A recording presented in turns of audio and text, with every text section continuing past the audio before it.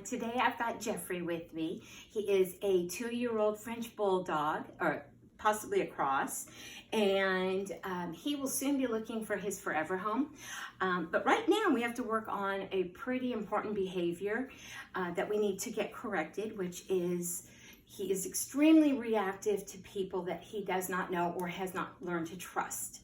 And that can be someone he's been exposed to several times. Until he gets to this point with you, he's going to be barking and lunging and it's just not a very attractive trait in a, it's not very attractive. Not an attractive trait in our companion dogs. So what we're gonna do is give him some tools to help create a safer environment where he can relearn about stranger danger and realize that just because someone's coming towards him or moving away from him, usually about a span of 3 to 5, maybe even 10 feet away, he doesn't have to be worried about it. So what we're gonna do to keep not just Geoffrey, but also people safe, is we're gonna introduce him to some muzzle training. This is a Baskerville muzzle, and I believe it's the Ultra.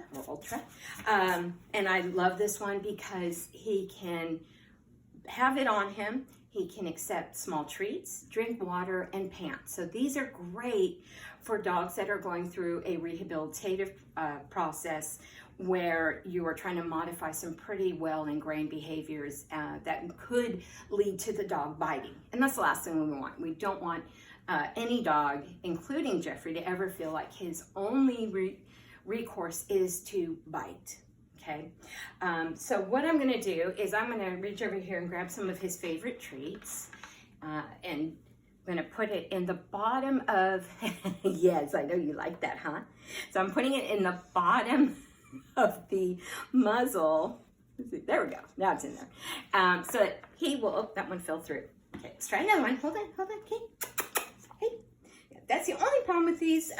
If I would have thought about it, I would have kept the box, but I didn't, so, you see it? So all I want to do is let him reach in to get the treat. Yeah, is the treat there? Oh, good boy, good boy. There he goes, there you go, you get it, There, good job. So I'm gonna do that a few more times before I actually put the muzzle on and just kind of hold it in place. I usually start with about 3 seconds. This is his very first training session with a muzzle, so he's doing really great. Come here, Geoffrey.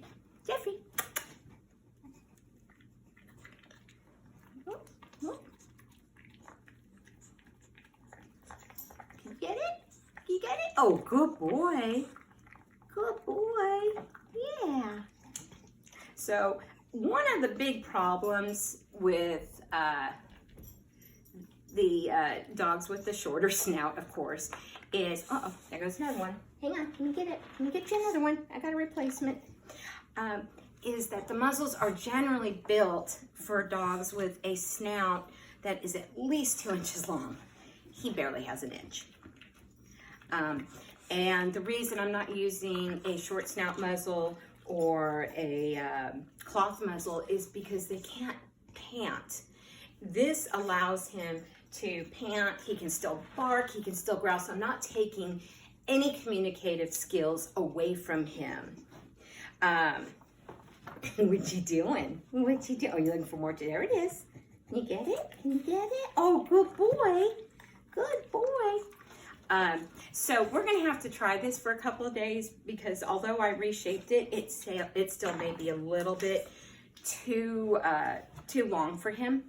So stay tuned because Geoffrey here, look at that face, is gonna keep working on his muzzle skills so then we can teach him how to respond in a different way when you see strangers other than what would be easily perceived as I'm going to attack you.